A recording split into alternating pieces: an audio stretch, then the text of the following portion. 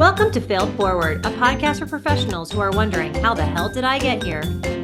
Join your host, Rachel Durkan, and me, Donna Miller, as we discuss the messy, bumpy, and often unattractive journey to success.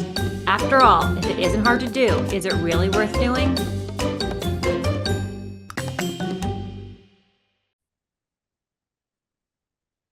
Hello, everyone, and welcome to this episode of Failed Forward, the podcast for those of us wondering, how the hell did I get here? My name is Rachel Durkan. I'm with Paradigm Marketing and Design. We are a web branding, marketing, and sales enablement agency that customizes and working with clients with a complex sale. So if you have a sales team that wants to have more qualified meetings and shorten their sales cycle, we can build a marketing to sales infrastructure that supports those goals. And I am joined every week by my lovely and talented co-host, Donna Miller. Donna, will you introduce yourself? Why, thank you so much, Rachel. Yes, I am Donna Miller. I am president, founder, and chief visionary officer at C3 Workplace and Donna Miller Business Growth Consulting, where for the last 30 years, we have been helping professionals and business owners to accelerate their growth by providing business consultancy and support services around finance, operations, and biz dev. What we really do is we help our clients to focus on that which actually will drive their business forward. Clients come to us because they know that we'll build efficient, integrated, executable systems, either by them or by us, that will give them the foundation to build a team and a company that will run and grow without them. Oh, that's a beautiful thing, right? So delighted to be here as always. And we are joined in this episode by a very busy woman, Kristi Dangeli. Tell our audience all the fabulous, before we talk about failing, let's pump you up. Tell us, and then we'll break you down hard. We'll break it down a little bit, but tell our audience about what you do. I do a little bit of everything. You actually, ladies, before we got on the call, mentioned that you're big connectors, and I think that's really how I see myself. So over the years, I've created multiple businesses and joined multiple nonprofits from that connecting aspect. So my main business is Work Dynamics. I am the CEO and founder. We are a national HR and recruiting consulting firm, and we really are experts in empowering work and elevating all of the people that you have in your environments. And we can talk a little bit later about some of the things I've learned and some of the challenges about why I think we're able to now succeed in that function. I also am co-founder and CEO of Moore's Technology Partners, MTP for short. We are also national as well as in Canada, and we are a privacy data management company, but we have various verticals where we can do CISO as a service, we can do managed service providers. And interestingly enough, those two businesses often share clients, even though they have nothing to do with each other. I also have a third company called Kaleidoscope Project, which spun out from all of my connections and my relationships. And some of my clients and I founded a women's leadership networking group where we just go out and have fun and get rid of all of the politics. And then I do a lot of volunteer work. Over the years, I've been recognized through various publications. So I have been in Forbes as a leading women entrepreneur. I've been a New Jersey Biz 40 Under 40 winner, and most recently leading women entrepreneur in New Jersey. So just some of those things. Obviously, I do some of the nonprofit work too, which is close to my heart. Right now, I'm an executive I guess you would say I'm on the executive board for the Metropolitan YMCA of the Oranges, which really is close to my heart, helping our youth and investing in them. So I'm sure there's much more I could go down into. There's a lot. And I would say my full-time job now is being a new mom. So just like, you're a little busy. Just a little. So let me ask you a question. So Donna and I are actually big fans of the book, The One Thing, and the concept of the one thing, which is about focusing on, like, what's the next one thing you should be focusing on to drive success. And I'm always in awe. I have a little side business, and then I have my main business, but one's a hobby, one's my day job. I'm always in awe of people who can make it work in so many directions. So I guess my question is, how do you do that? How do you do that without diluting your focus in one area? I think if there's a key to keeping consistency across all of the models that you have, and how you approach your business and how you approach your values and how you structure your business. So even though you have one business, in each area, you only have so many areas of focus, right? Because if you go in so many different directions, you're going to fail. So we make sure we have our core competencies in each business and we stay focused. We make sure we have structure. We make sure that we have a delegation and a chain of command. So we follow the standard business practices in each one so that they can start to run themselves. And the only way that I'm able to really get out and do some of those things is by empowering and trusting my employees underneath me to help me run those day-to-day tasks. So, and then I think the other thing that weaves in is the relationships. I was literally on a call yesterday in an HR mastermind group I had started, and I was saying, hey, look, I'd love to do a lunch and learn or workshop where you can incorporate HR and technology, bring you two together. What are your challenges? And so my HR members shared with me all the things they would love to know. So I can now bring in my tech company, do a workshop. And ironically, one of those HR clients is now a decision maker in IT who hired my tech company. And she was like an infomercial for me. So through those relationships, it's just constantly A referring. rising tides approach. People get to know you. They want to do business with you. So I imagine you didn't just wake up one day and figure that out. Did you have any obstacles along the way? How did you learn this? So I would say that was from my mom. She was always a connector. She was a business professor. She was a CPA and a business owner herself, sold her business when she retired. And she always told me, you never burn a bridge. It's always about relationships. And I was listening to a podcast on the way in to work this morning, and it's true. You have to constantly be planting seeds and know that your tree's not going to grow overnight. It could take several years to grow. So again, building those relationships and weaving them in is so critical, and knowing you're not going to get something in your first interaction. Did you run into any obstacles along the way as you learned this lesson? Or was it always rainbows and sunshine, as I like to I say? wouldn't say that, connecting has always kind of come natural to me. I would say my bigger obstacle as a business owner came down to starting so young and getting the proper funding that I needed to really grow and scale the business. I mean, I started my company when I was 26, turning 27. Trying to get a bank to look at you at that age is impossible, especially because you have to have 7 years of proven experience in that field to get a loan. You need all these different things. I must have been turned down 7 different times trying to get the funding that I needed. And I finally was able to get a bank. It was my mom's business bank, and it was only because she would sign as a guarantor that I was able to get that. And I would still say that's still an ongoing challenge, because in our industry, we're service-based, we're not product-based on the recruiting and HR side.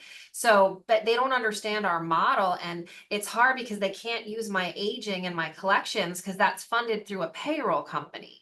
So to be able to get the type of funding you need, even with SBA, is really, really challenging. So I've learned a lot from that. I've become 100% self-funded. And it definitely is a lot of education and getting thrifty with your finances. I'm so glad that you brought that up, because in all the podcasts that we've done so far, no one has brought funding up as a challenge, but I have to imagine each and every one of us faced it when I opened my business, 30 years ago. I had to raise $100,000. Frankly, that could have been 10 million back then. It didn't matter. I didn't have it. And I had to get super creative. And so, I accomplished it, but I had to, personally guarantee everything. And I did some friends and family, and I did some very creative I had vendors finance me. I had clients finance me, which worked out really well. And I think that especially, statistics still indicate that, it's very hard for women to get funding. The percentage of women sitting on VC or private equity boards are really, really minimal. And I think that's something that, we're all going to have to look at going forward. So I think that is a huge challenge. Now, funding is a challenge, but you're managing multiple businesses very efficiently.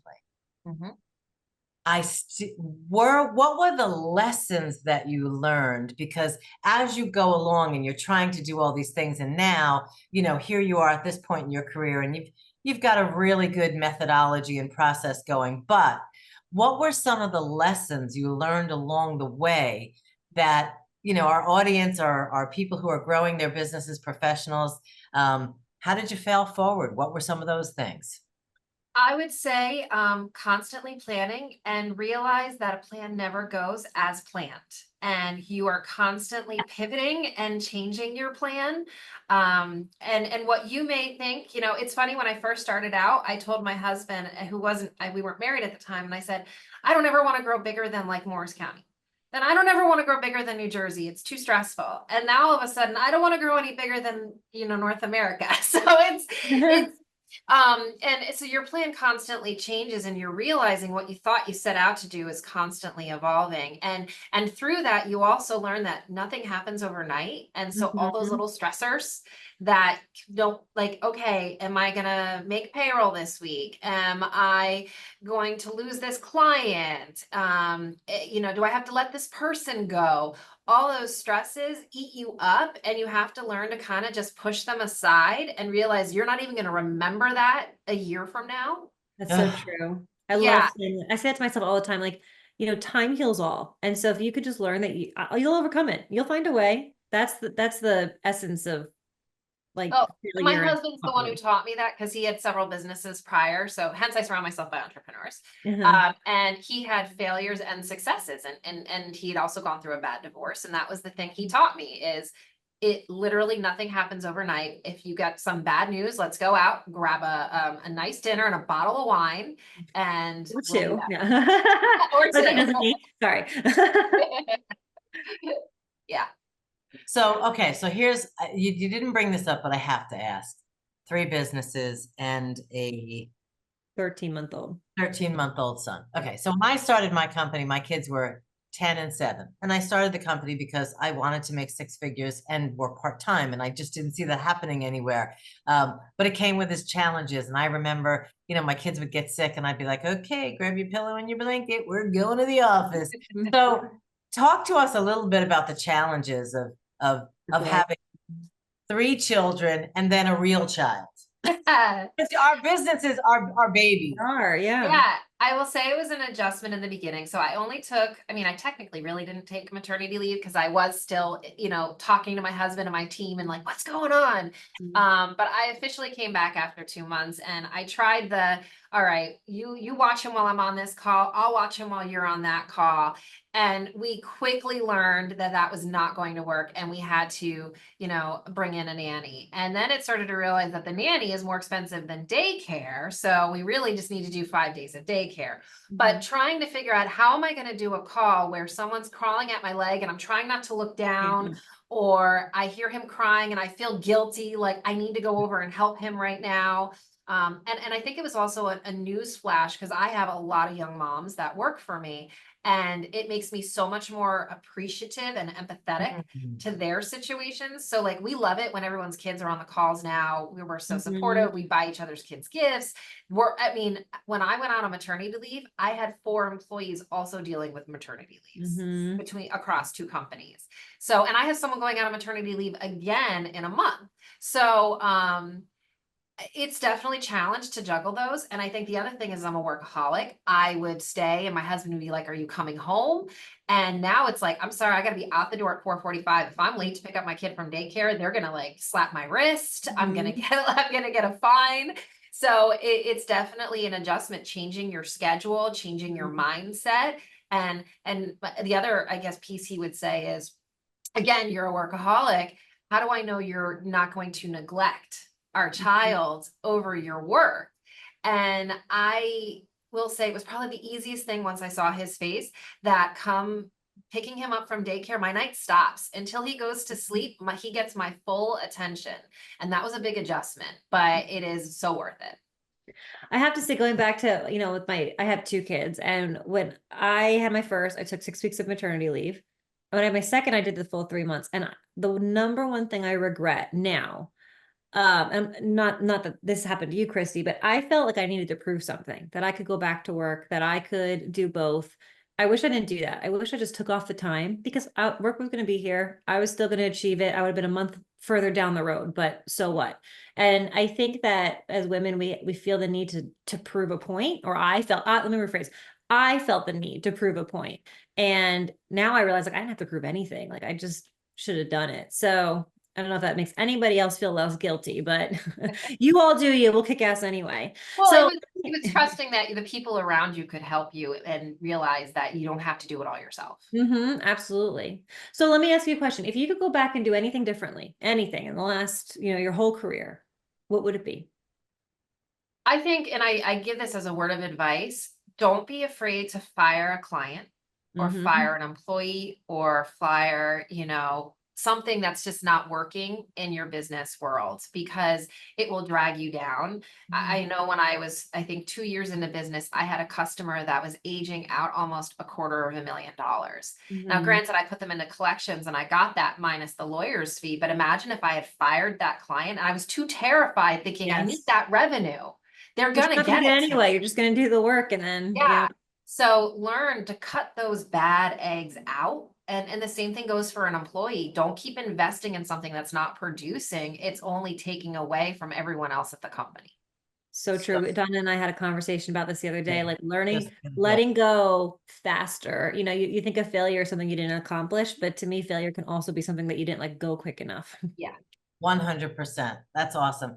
Well, Kristi, our time always goes by really, really quickly. So tell our audience which of the 52 companies. I'm like, well, how would they reach you if they wanted to reach you to learn more about any of your businesses, groups, or volunteer work? Well, I am super active on LinkedIn, so certainly find me on LinkedIn at Kristi Dangeli. Obviously, you can go to workdynamics.com. You can go to teammtp.com, or even in kaleidoscope-project.com. If you're a woman who is looking to network without all of the political drama, and I say that because so many ERG groups have started, which are great, but they feel forced and like your job's making you do it. So this is more of a place like, let's just get together and try something new and challenge ourselves. Come join us at Kaleidoscope Project. Awesome. Well, thank you so much for joining us today. And so as we go forward, I want to thank all of you for joining us. And I want to say, until next time, understand that failing forward is how we get from where we are to where we want to be. So embrace it, and it will serve you well. Thanks so much, everyone. Have a great day. Thank you.